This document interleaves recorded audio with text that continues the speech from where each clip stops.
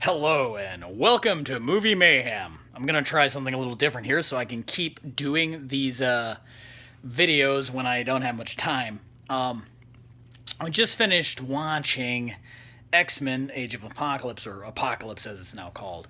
And I kind of wanted to do this review simply because I read so much negative about the movie that going into it, I kind of was worried it was going to not be good at all. But this is one of those movies that really, I feel, suffers from a very, very bad trailer. The trailer was garbage. It looked awful. I had no interest in seeing the movie whatsoever. I mean, I thought Apocalypse looked stupid, and they just didn't give me anything to go with on that trailer. Now, having seen the film, I'm very impressed. It's, for me, I'm going to say it's Singer's best movie. I am not a Singer fan. I've mentioned that before. I don't think it's as good as First Class still, but it's Singer's best work. It's very coherent. It flows well. I'm gonna get into a lot of spoilers. If you don't want spoilers, I'll try to yell that out. I'm not gonna compare it to the comics because again they've done. They're so far off from the comic continuity at this point that it wouldn't work. If you see the trailers, the Four Horsemen end up being Storm, Angel, Psylocke, and Magneto. The Apocalypse storylines I read, that doesn't really make sense outside of Angel.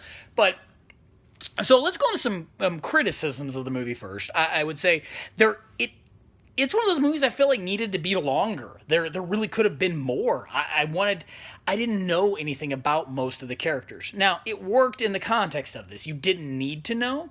And I kind of like their attitude, especially with, spoilers, Phoenix stuff, that they give you that, fuck you, either you know this or you don't kind of reveal. And I like that. I like, you don't need to spoon feed me everything in a movie, or in a way it gets kind of boring. It's not fun. I mean, the acting, one of the things this has going for it over, I mean, I have to compare this to superhero movies in general, which of course the most of those are Marvel. This, I don't know, to me, I was very underwhelmed by Civil War. I'll have to do another review of that. And this was so much more entertaining. The acting was better, the story was better, the writing was better, the characters' motivations were more compelling. And this really, it surprised me. I mean, Quicksilver, there's a middle scene in there, where he saves everybody. That sequence alone is so cool. Much like the airport sequence from Civil War. This is a different thing, but it's so cool. It kind of makes, you're like, wow, this is really neat. I want to see this again. The casting choices, Sophie Turner, fantastic. She does a great job. Of course, you got Fassbender, my cowboy. They sell it. I mean, that might be part of the reason why I like it, is because they're just so much better than anyone involved in this Civil War movie as actors, that it's kind of an unfair competition when you get to that caliber of acting to me. Storm casting, great. They got it dead on this time. They got one, somebody who can act, and two, somebody who looks like Storm. And they played the character well. Psylocke, she looks cool. Not a lot of depth in the character there. Angel totally changed his character background. So, I mean, I don't know. There's no development there, but he looks cool as Archangel, I guess. Who else did they add?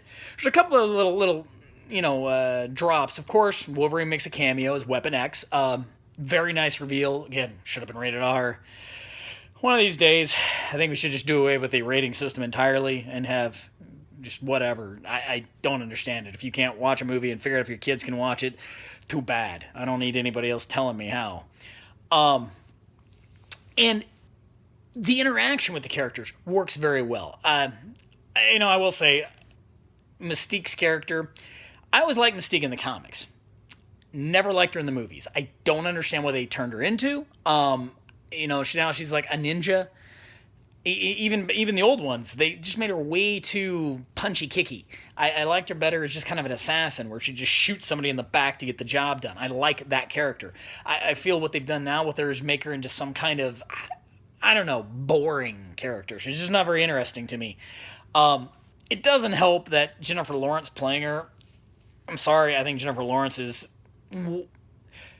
one of the worst actresses in Hollywood, period. I have yet to see a movie where she did not suck the life out of it to the point, like, if she speaks, I'm bored. I want to leave. And it has that kind of same effect in this. It's like, okay, shut up, get on with it. But there's so many other characters that she was not annoying enough to drag down the rest of the film to me. I think the special effects are great. The music is very good. Very good score in this one. Singer's tendency to get a little what I call lack of coherence works in the context, because there is a lot going on in the movie, and they're not going to explain a lot of it, and I think that can be hard for some people to grasp. But in a way, it's okay. I don't. Okay, big bad guy, he wants to destroy the world. We get where he comes from. We get who he is. Kind of like the end of the last part, the end of the last movie where they show the apocalypse thing. It seemed vaguely related to that. They need to work better on either not having end sequences, which honestly I'm not a fan of them. I think they're kind of silly. Why bother? Either if it's not good enough to put it in the movie, don't put it in. Or something coordinated a bit better. Stan Lee has his cameo, which is kind of cool. This shows me that if you ignore comic continuity relations, Fox can make good films. So it's possible. Some of their Fantastic Four messes, I don't know what's going on. And a lot of the X-Men movies, honestly, they're not very good. I rewatched them and they're just not good films. I am looking forward to the supposedly R-rated version of Wolverine. I think that could be good. I think the success of Deadpool is going to give them a little bit more balls in relation to trying to do more comic-y stuff and maybe get closer to the comics instead of making up everything completely whatever they're doing. I mean, you've got now an X-Men team that's so unrelated to how they were in the comics that who knows? But it's an interesting team. I care about the team that they created in this movie, and I want to see the next one now. So, I know if you heard a bunch of bad reviews, this is going along my lines. I'm starting to think there's some kind of, I think Disney has a mafioso tactic towards propaganda on their films where you hear nothing but good stuff until a couple weeks after the movies finally are released. Doesn't help that Disney owns YouTube and almost every other media outlet. So I really think that's the problem. It seems like anything that Disney isn't releasing gets a horrible word of mouth. Absolutely horrible in these movies. And it's a solid film. I recommend checking it out. I'm curious what people think, especially if you read the Age of Apocalypse series in the comics. It's so slimmed down from that. Those of you that read it, it was spread out over at least a year. And that was through how many titles they had at the time. X-Men, X-Factor, X-Force, there was a lot. Plus, they had some, I think, miniseries tie-ins too. So there's a lot of story going on there. And you were taking long developing stories and making these characters come from that, like Angel losing his wings. So, it is one of those things that's kind of hard to put into a movie because it was so big to begin with. So I'm curious what you guys think about that.